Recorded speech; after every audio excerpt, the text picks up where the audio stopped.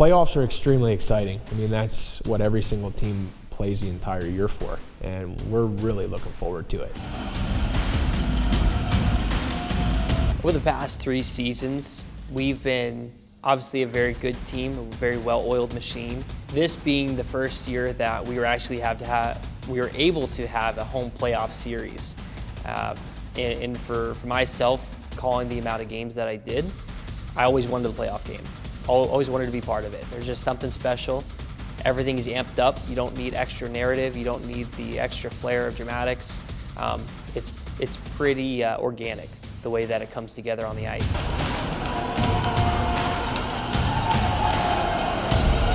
For playoffs, my mindset is staying the same. I want to do best for my team, help them out, and try to bring some impact. That's my goal right now. The difference with playoffs is that one mistake could really change the game. It could be the end of your season.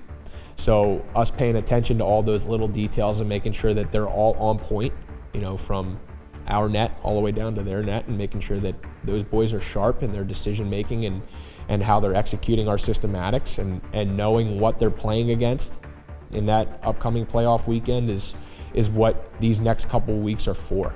To give these guys that quality content, and for them to basically rest their head on their pillow at night and know exactly what they're going to be playing against. The looks that they're going to see every single game through that playoff series weekend. For them to be comfortable in that, and then know what the answer is on how to beat that. That's what we do throughout the first, the 2 weeks going into playoffs. And it's a really exciting process. It's definitely time consuming for the coaching staff and for the players as well to dive in that deep, but that's what we prepare for all year long. And we're looking forward to that, and we're expecting to put on a really good show. It's a good period to get activated in the playoff hockey. Let's stay out of the box. Okay, if we are in the box, you're winning a face-off, you're battling on the boards, you're eating the puck, and if you can get a chance to get 200 feet, it's going 200 feet.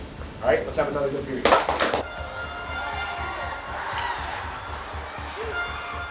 That game, it was a one-shot game, right? You battle through not only one overtime, not 2 overtimes, but you go into a third overtime, and you try to make sure that the guys are given the proper rest, especially in between intermissions, doing everything they can to shake the lactic acid out, trying to keep their head sharp, going through 6 periods of play. It's very easy for the guys to fatigue and die out, not just physically but mentally, and there's such a high probability of someone making a mistake at a point like that.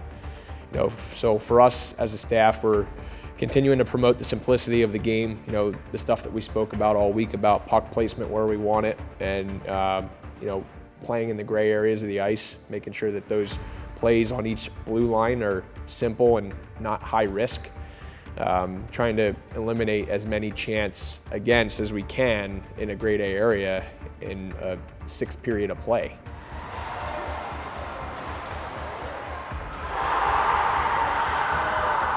That was definitely the longest game I've ever played, and I think it was for a lot of the boys. It was pretty difficult. You have to stay focused for that long. You're playing 2 full games in one, especially as a goalie. You're out there every minute of the game. I think I had around 60 shots, so it's very stressful. And I think you get to a point where you're just kind of in the zone. You're not really thinking, your body's just kind of moving, you're going through the motions, but I wouldn't trade any of that. I thought it was a ton of fun, and unfortunately we didn't get the result that we wanted. Yeah, that triple overtime game 1 against Noco, it was a grind. Just trying to stay focused in the game and staying engaged through that long a time. It's tough, it's a battle, and I think we played really well, but just came up short.